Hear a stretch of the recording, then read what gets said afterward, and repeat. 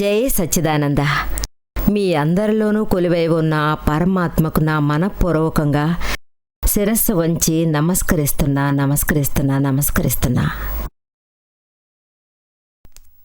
ఈరోజు కూడా మనం అమ్మా నాన్న పిల్లల వ్యవహారాల గురించి మాట్లాడుకుందాం. అమ్మా నాన్నలకి ఎప్పుడూ ఒక ప్రశ్న ఉంటూనే ఉంది. అదేమిటంటే మన పిల్లలకి ఆస్తుపాస్తులని ఇవ్వాలి అని, ఎంత ఇవ్వాలి అని. ఎందుకంటే ఈ ఆస్తి అనేది ఏ విధంగా ఇచ్చినా ఆ తర్వాత పిల్లలకి దీనివలన సంతోషం లేకుండా అయిపోతుంది. ఏ పిల్లలు కూడా తమ అమ్మ నాన్నలు చనిపోతే చాలా సంతోషంగా ఉందని చెప్పరు కదా. అదేలాగా మా అమ్మా నాన్నలు ఉన్నప్పుడు నేను సంతోషపడేటట్లు అన్నీ చేశారు, నేను చాలా సంతోషంగా ఉన్నానని చెప్పినట్లు నేను ఇప్పుడు వినలేదు. ఈ విధంగానే మనం వింటున్నాము. ఎలా అంటే మా అమ్మా నాన్న చాలా తక్కువగా ఇచ్చారు, మా అన్నయ్యకే ఎక్కువగా ఇచ్చారు అని ఈ విధంగా చెప్పుకుంటూ ఉంటారు. చిన్నవాడికి చాలా ఎక్కువ ఆస్తి ఇచ్చారు. ఈ భాగాలు పంచే విషయంలో పిల్లలు ఒక పగని ఏర్పరచుకుంటున్నారు, పగని పెంచుకుంటున్నారు. అమ్మా నాన్నలు చనిపోయిన తర్వాత పిల్లలు ఈ పగను పెంచుకుంటూనే ఉన్నారు. మా నాన్నగారు భాగాలు పంచే విషయంలో చాలా తప్పు చేశారు అంటున్నారు, చాలా అన్యాయం చేశారు. ఈ విషయాలు లౌకికంగా ఎప్పుడు వింటూనే ఉంటాం. ఈ ఒక్క విషయం కోసమైనా అమ్మా నాన్నలు చాలా జాగ్రత్త తీసుకోవాలి. మొదటి విషయం, తమ పిల్లలకు ఆస్తిని ఎంత ఇవ్వవచ్చు, భాగం పంచడం ఏ విధంగా పంచాలి. ఈ ఆస్తి ఇచ్చే సాకులో అమ్మా నాన్నలు చనిపోవడానికి ముందే వాళ్ళ ఆస్తి అంతా పిల్లలకు రాసి ఇచ్చేస్తున్నారు. ఇందులో బై ఛాన్స్ ఒకే పిల్లవాడైతే వానితో ఒక మంచి పద్ధతిలో వ్యవహారం ఏర్పరచుకోవచ్చు. కానీ అన్నింటినీ అతనికే వాళ్ళు ఇచ్చేస్తున్నారు. నన్ను చూడడానికి అమెరికా నుండి ఒక సహోదరుడు వచ్చారు. తన కొడుకుని మంచి విధంగా చదివించారు. తన కొడుకుని అమెరికాకు పంపించి ఆ తర్వాత పెళ్లి కూడా అక్కడే చేసేశారు. ఆయన ఇక్కడే అహ్మదాబాద్లో ఉన్నారు. ఆయన దగ్గర చాలా డబ్బు ఉంది, చాలా ఆస్తిపరులు. ఆయన ఏం చేశారంటే ఆయనకున్న ఒక కొడుకుతోనే కలిసి ఉందామనే ఉద్దేశంతో ఆయన దగ్గర ఉన్న అన్నింటినీ అమ్మేశారు. ఆయన దగ్గర ఉన్న బంగ్లా, ప్రాపర్టీ, ఫ్యాక్టరీ, ఆ తర్వాత చేతిలో ఉన్న డబ్బు, ఆ తర్వాత ఆయన భార్య వేసుకున్న నగలు అన్నింటినీ అమ్మేశారు. డబ్బుగానే ఉంచుకున్నారు. ఆ తర్వాత కొడుకు అమెరికాలో తను ఒక బిజినెస్ పెట్టాలని, దానికి డబ్బు ఎంతో అవసరం అని, బిజినెస్ నాకు పంపించండి, బిజినెస్ డెవలప్ చేసి తిరిగి డబ్బు ఇచ్చేస్తానని చెప్పాడు. ఆయన కూడా వెంటనే ఈ డబ్బంతా వాడికి పెళ్ళైన తర్వాత ఇద్దామని అనుకున్నాం, ఎలాగైనా ఇదంతా వాడి కోసమే కదా, బిజినెస్ కోసమైనా అవసరపడని అని వెంటనే డబ్బు పంపించారు. అందువలన ఆయన తన దగ్గర ఉన్న డబ్బును డాలర్లుగా మార్చి అబ్బాయికి పంపించేశారు. ఆయన కూడా కొడుకుతోనే ఉందామని అక్కడికే వెళ్ళిపోయారు. అక్కడికి వెళ్ళిన తర్వాత ఆయన ఈ పరిస్థితి ఏమైందంటే, కొడుకు తండ్రి ఇచ్చిన డబ్బునంతా తన బిజినెస్లో పెట్టేశాడు. తండ్రి ఎంత డబ్బు పంపించారో ఆ డబ్బంతా పోయింది. ఇంకా అతను బ్యాంకుకు డబ్బు కట్టవలసిన పరిస్థితి ఏర్పడింది. ఖర్చు బాగా ఎక్కువైపోయింది. అది మాత్రమే కాకుండా కొడుకుకి, కోడలికి, తల్లిదండ్రులను వాళ్లతో ఉంచుకోవడం ఒక పెద్ద భారంగా మారిపోయింది. వాళ్ళకి ఒక భయంకరమైన మనస్పర్ధలు ఏర్పడిపోయాయి. కోడలికి, అత్తగారికి, అదేలా కొడుకుకి, తండ్రికి. ఇద్దరూ చాలా టైర్డ్ అయిపోయారు. వాళ్ళు కొడుకు ఇంట్లోంచి బయటికి వచ్చేశారు. ఆయన ఒక హోటల్లో మేనేజర్ పోస్ట్లో వర్క్ చేయడం ప్రారంభించారు. ఆయన భార్య కూడా అక్కడే వర్క్ చెయ్యాలి అని అనుకున్నారు. అంటే ఆ హోటల్లోనే రూమ్ క్లీన్ చేసే వర్క్ ప్రారంభించారు. ఎంత హాయిగా జీవితాన్ని సంతోషంగా అనుభవిస్తున్నారో అది మన ఇండియాలో. ఇక్కడికి వచ్చి చాలా కష్టపడుతున్నారు.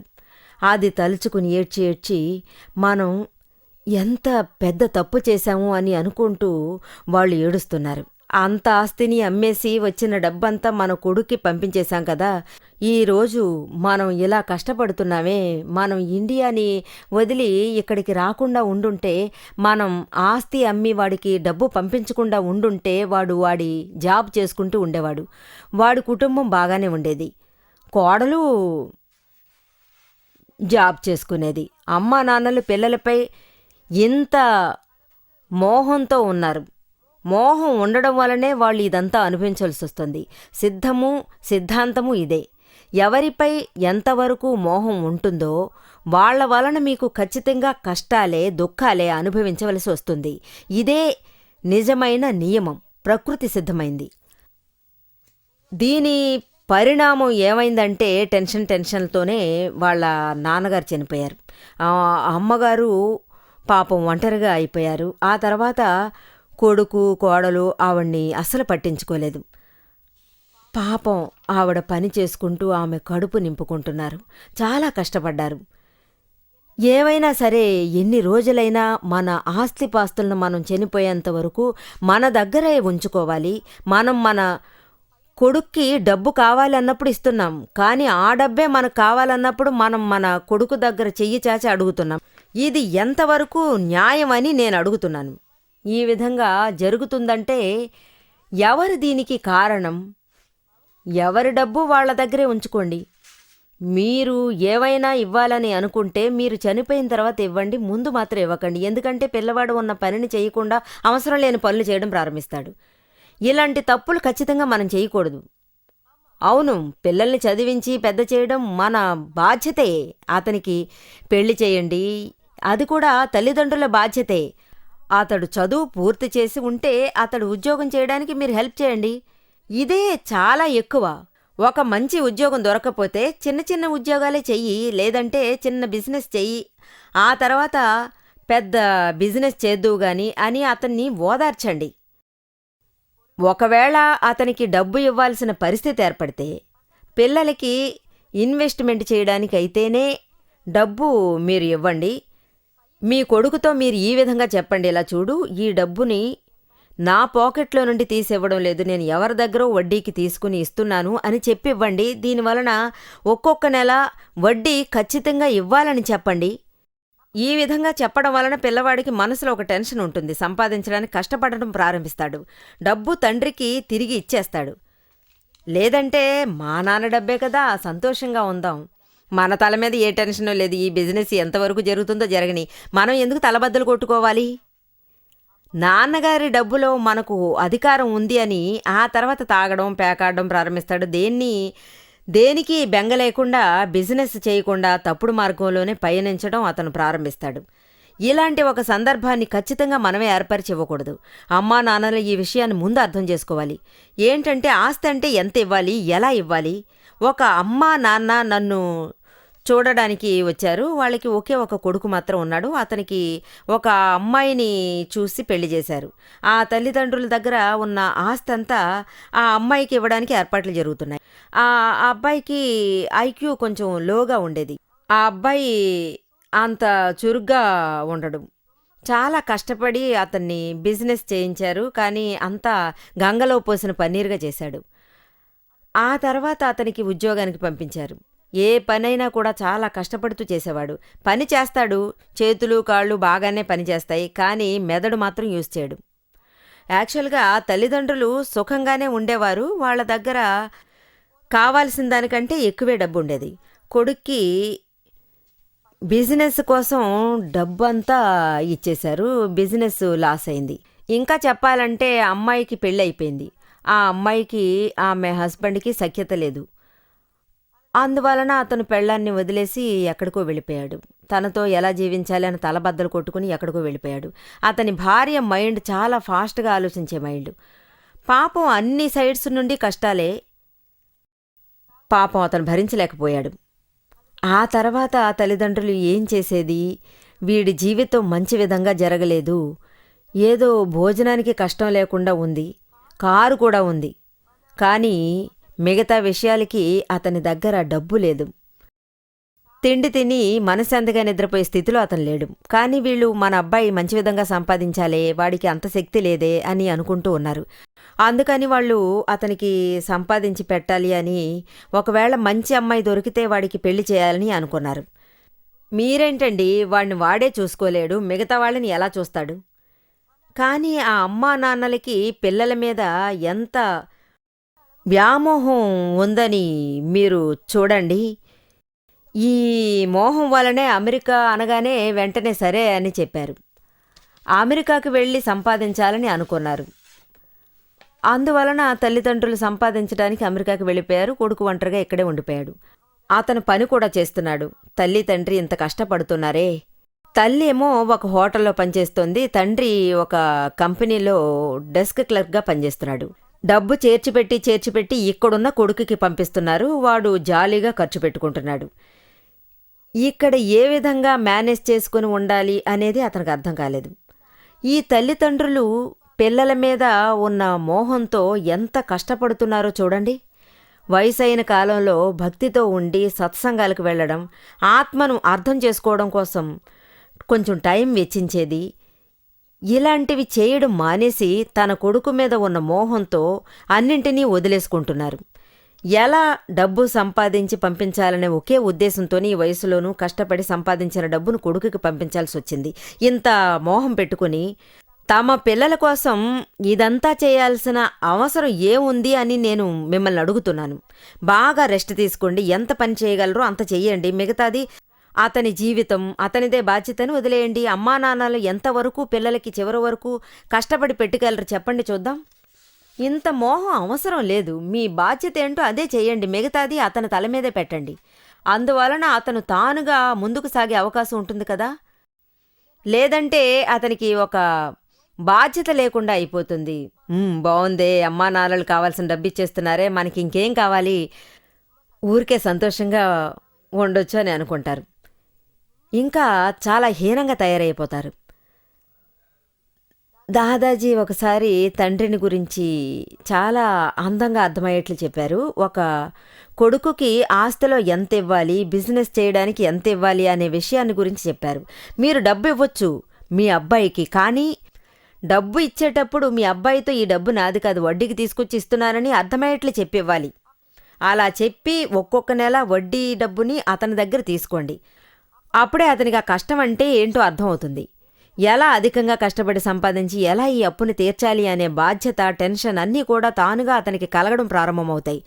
ఈ విషయం అతనికి మైండ్లో డే అండ్ నైట్ ఉంటూనే ఉండాలి. లేదంటే అతడు సంతోషంగా హ్యాపీగా డబ్బు ఖర్చు పెట్టుకుంటూనే ఉంటాడు. ఆ తర్వాత డబ్బుకు ఒక వాల్యూ ఉందనే విషయం పిల్లలకి అర్థమయ్యేట్లు చేయాలి.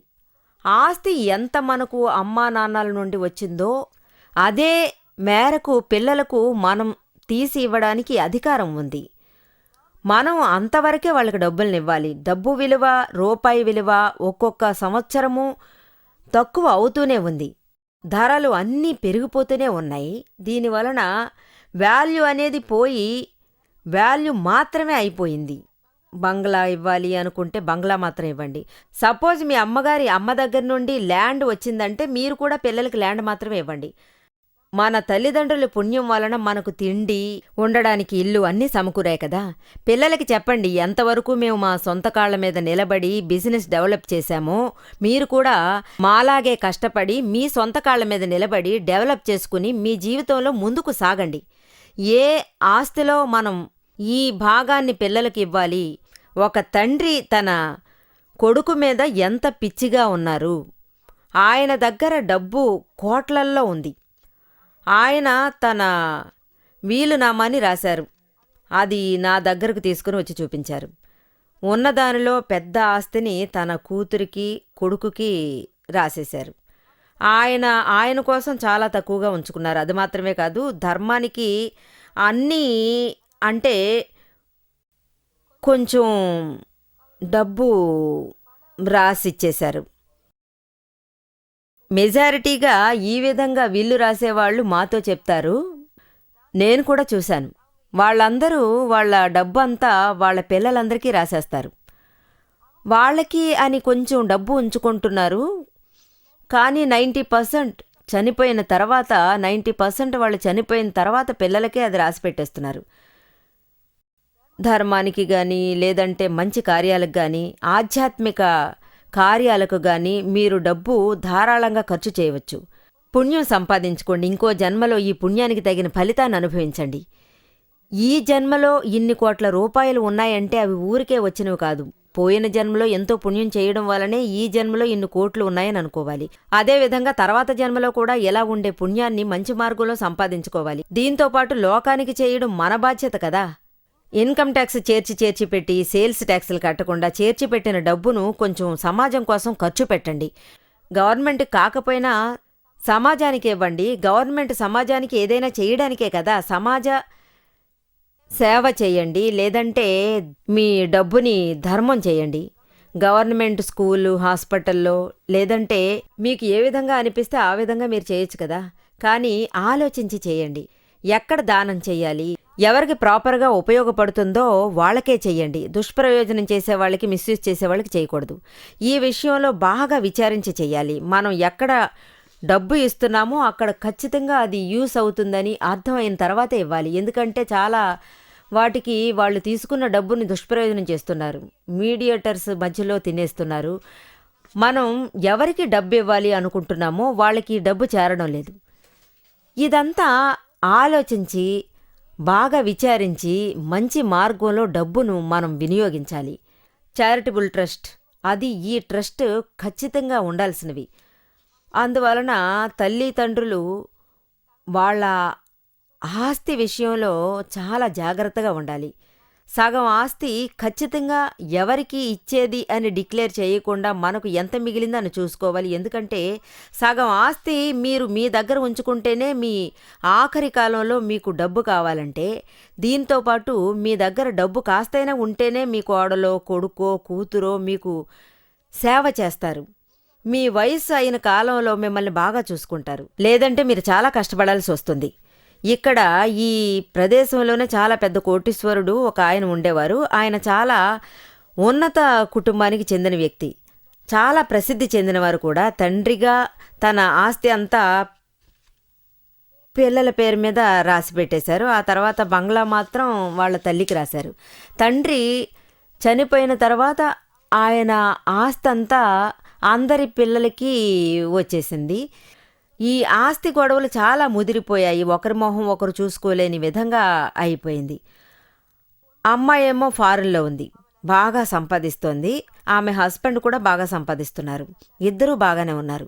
ఇప్పుడు తల్లి పరిస్థితి ఏంటంటే ఆమెని ఎవరు వాళ్ళ దగ్గర ఉంచుకోవడానికి తయారుగా లేరు. ఎందుకంటే 2 కోట్లకు సమానమైన ఒక బంగ్లా ఉంది. కానీ ఆ బంగ్లాలో ఆమె కొడుకు, కోడలు ఉన్నారు. వాళ్ళేమో ఇది మా ఇల్లు, ఇందులో మేమే ఉంటాము అంటున్నారు. మీరు కూడా కావాలంటే ఇక్కడ ఉండండి, లేకపోతే వెళ్ళిపోండి అంటున్నారు.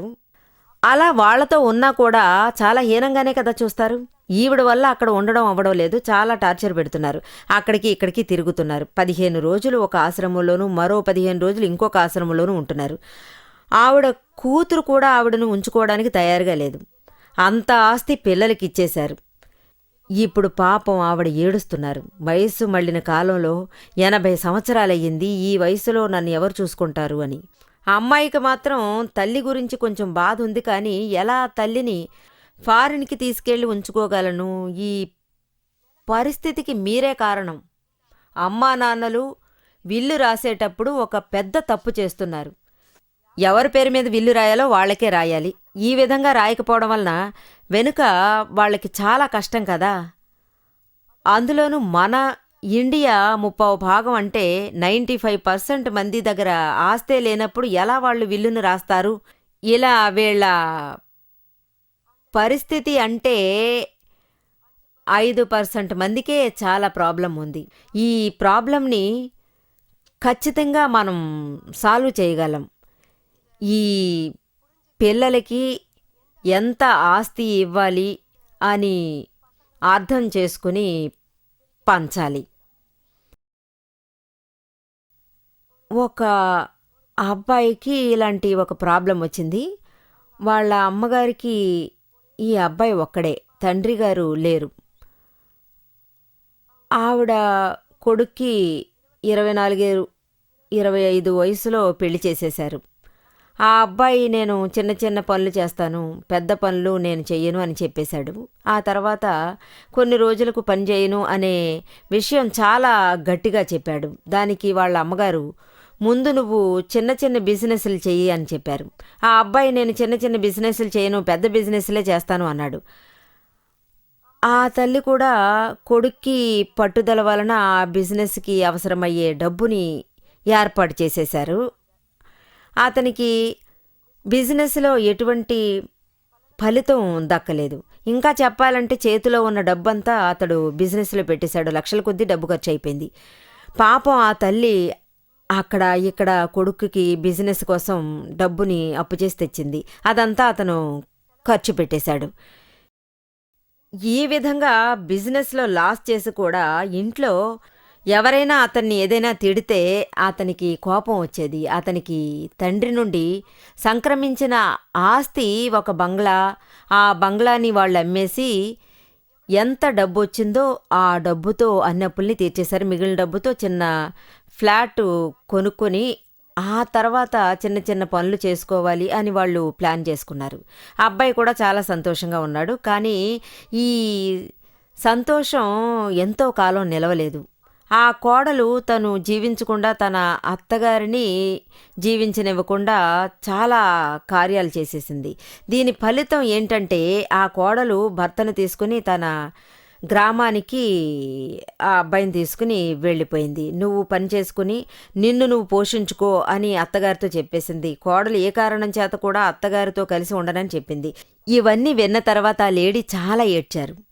ఆ డిప్రెషన్లోనే నేను ఏం చేసేది, ఎలా ఉండేది, ఎవరి కోసం నేను ఇవన్నీ చేశానో వాడు ఈ రోజున నాకు తాగడానికి నీళ్లు ఇవ్వను అని చెప్తున్నాడే, నేను ఏం చెయ్యను, వాడికి నన్ను చూడ్డానికి కూడా టైం లేదు, వాడు ఎప్పుడూ పెళ్ళాం వెనకాలే తిరుగుతున్నాడు అని చాలా బాధపడ్డారు. కానీ ఆమె తల్లి కదా, ఆమెకు మోహం తగ్గనే లేదు.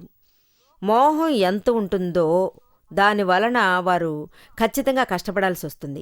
ఈ మోహం ఉందంటే ఖచ్చితంగా తెలివితేటలతో మెలకువగా ఉండాలి.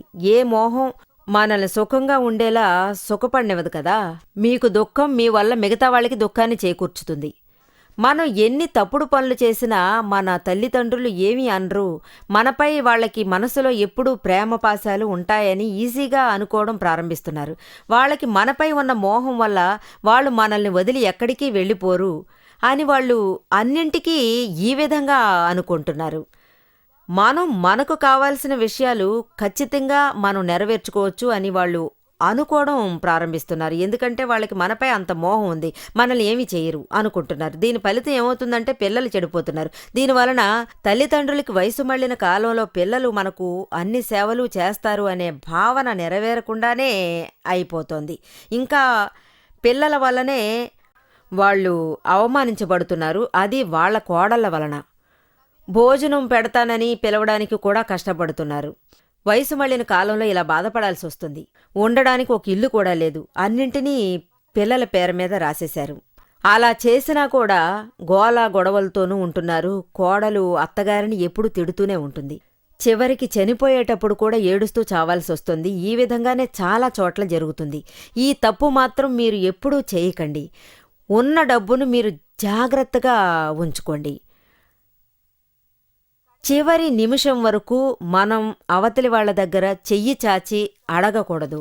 ఒకవేళ భోజనానికి కూడా మీరు ఎవరిపై ఆధారపడకూడదు అని మీరు ఒక నిర్ణయాన్ని తీసుకోండి.